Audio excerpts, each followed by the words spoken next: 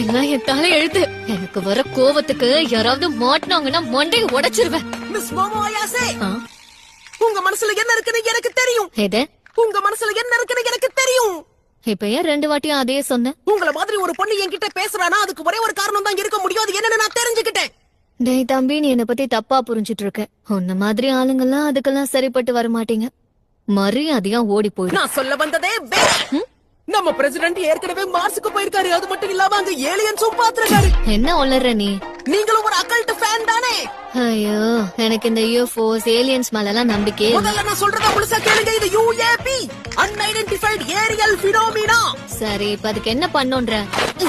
அதாவது UAPs இருக்கிறதா American military கண்டுபிடிச்சிருக்காங்க. ஸ்பேஸ் போர்ஸையும் அனுப்ப போறாங்களாம். ஜப்பானும் ஏரோஸ்பேஸ் டிஃபென்ஸ் போர்ஸ் உருவாக்கி இருக்காங்க. நான் சொல்றது புரியுதா இல்லையா? ஸ்பேஸ்ல போர் நடக்க போகுது. அப்படியா?